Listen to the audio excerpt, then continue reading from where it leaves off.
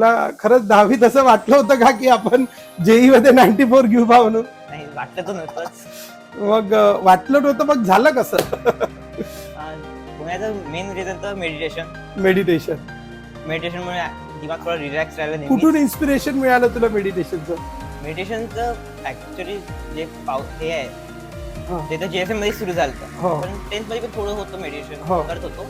But हा. त्यानंतर regularity हा. मेडिटेशनची ते JSM मध्ये सुरू झाली. JSM मध्ये. तर मग JSM मध्ये तुमच्याकडे काही मेडिटेशन करून घ्यायचे की कसं काय? तो मेडिटेशन करून घ्यायचे ना. आधी आपल्या मार्च मध्ये आपले हे क्लासेस व्हायचे मेडिटेशनची. हो. त्यानंतर आपली रात्रीच्या बॅच मध्ये मेडिटेशन व्हायचं. किती वेळ व्हायचं JSM मध्ये रोज मेडिटेशन? आधी तर 1 तास व्हायचं बट नंतर जसं जेई जवळ येत हो. होतं तसं ते अर्ध्या तासावर shift अर्ध्या तासावर शिफ्ट झालं. तर रेग्युलरली व्हायचं का मेडिटेशन? हो रेग्युलर. आणि JSM मधल्या ज्या फॅसिलिटीज आहे त्याचा या रिझल्ट मध्ये काय काय फायदा होतो? जसं फॉर एक्झाम्पल चेक पेपर आहे, तो पेपर रेग्युलरली चेक होऊन मिळतात का? हो रेग्युलरली.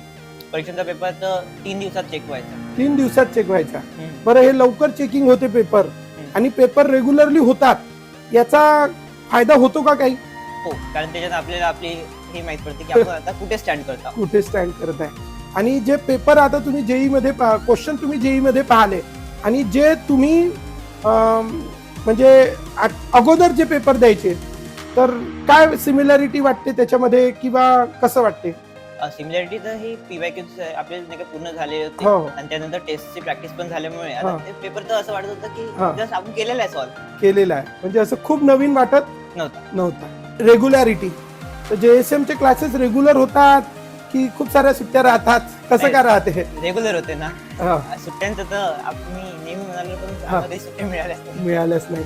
तर ज्या मी सुट्ट्या दिल्या नाही, आज कसं वाटते किंवा जे काही मेहनत आपण करून घेतली तर त्याच्यामुळे आजचा रिझल्ट आला की सुट्ट्या दिल्या असता तर रिझल्ट आला असता? आणि त्या सुट्ट्याचा त्याग केला म्हणून आज रिझल्ट आला. रिझल्ट आला. तर जे काही त्याग केला त्याच्यामुळे आज आपल्याला इथे फायदा वाटत आहे. JSM काय आहे तुझ्यासाठी? JSM म्हणजे माझं ड्रीम पूर्ण करण्याचा एक रस्ता. तर ते झालं का कम्प्लीट? आता होताना दिसत आहे. दिसत आहे. पहिली स्टेप आपण कम्प्लीट केलेली आहे. पहिली पायरी आपण टाकली आहे. आता टाकली आहे. अजून खूप पायऱ्या बाकी आहे. खूप पायऱ्या बाकी आहे.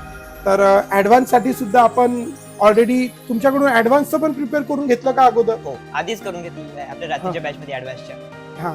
तर त्याचा सुद्धा आपल्या मेन्सच्या रिझल्ट मध्ये फायदा झाला का? हो कारण यावर्षी पेपर टफ आल्यामुळे हा, थोडा ऍडव्हान्सच्या बॅचचा खूप फायदा झाला आहे. खूप फायदा झाला.